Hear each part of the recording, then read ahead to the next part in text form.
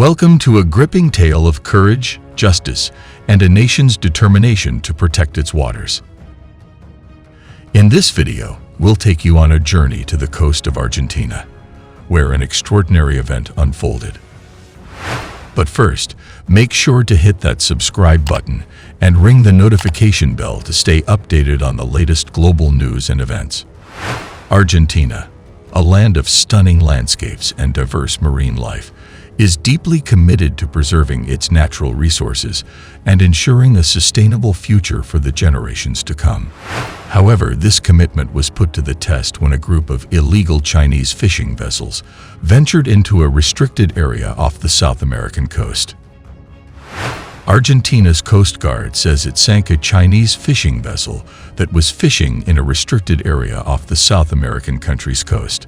The Argentine Naval Prefecture chased and eventually sank the Luoyang Yuan U-010 vessel after detecting it illegally fishing within the country's exclusive economic zone, officials said Tuesday. First, according to a statement from the Argentine Coast Guard, warning shots were fired. The Chinese vessel, Argentine authorities said, responded by turning off its lights and deliberately trying to crash. On distinct occasions, the offending boat realized maneuvers aimed at colliding with the Coast Guard, putting not only its own crew at risk, but also the personnel of the Coast Guard, the statement said. That's why the Coast Guard opened fire, Argentine officials said. The vessel sank, and 4 people on board, 3 crew members, and the captain, were rescued by Argentina's Coast Guard. China said that the other 28 crew members who'd been on the Chinese vessel were saved by Chinese fishing vessels nearby. Argentina's foreign ministry and the Chinese consulate have been notified, the Coast Guard said. China calls for investigation. China's Ministry of Foreign Affairs called on Argentina to investigate the incident and ensure the safety of the crew. The statement added that the Chinese embassy in Argentina had urgently taken up the matter with Argentine authorities. China said the incident took place on Monday morning when the Chinese fishing vessel was fired upon by the Argentine Coast Guard after being chased for hours. As a result, water entered the vessel's body and the vessel began to sink, the statement said. Video posted on YouTube by the Coast Guard shows the Chinese boat listing to one side during the operation. The incident began Monday near Puerto Madryn, Argentina, the Coast Guard said, within the 200 nautical mile exclusive economic zone off the country's coast. This area, strictly off-limits to any fishing activities, is a vital sanctuary for marine life and a crucial part of Argentina's marine conservation efforts. Argentina's Coast Guard was alerted to the situation, and what transpired next would leave the world stunned. As the Argentine Coast Guard confronted the illegal Chinese fishing vessels, tensions escalated. The world watched with bated breath as Argentina decided to take a resolute stand against this flagrant violation of its sovereignty. The vessels were thoroughly inspected, and the evidence was undeniable, a blatant disregard for international law and the sanctity of the restricted zone. Argentina, a nation that takes great pride in its maritime heritage, wasn't about to back down. After careful consideration, the decision was made to sink the illegal Chinese fishing vessels to send a clear message. And so, the world witnessed an unprecedented sight these illegal vessels sent to the depths of the ocean, never to harm these waters again.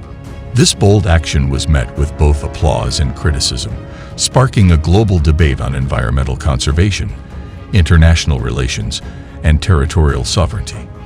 News outlets from every corner of the globe covered the story, and nations weighed in on the implications of Argentina's actions.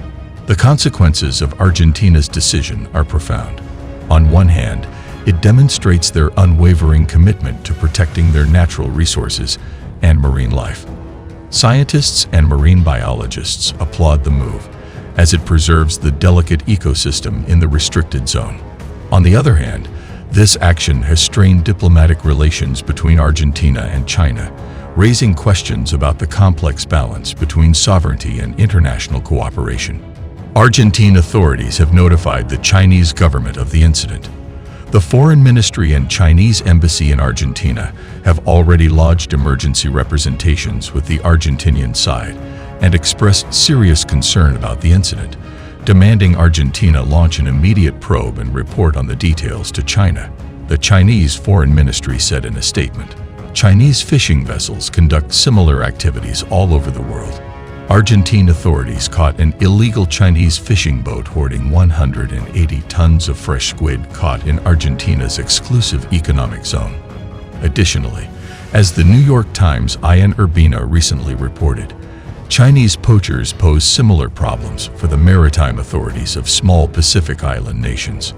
Closer to home, in the South China Sea, China's rapidly expanding fishing fleet has encountered similar friction with neighboring states.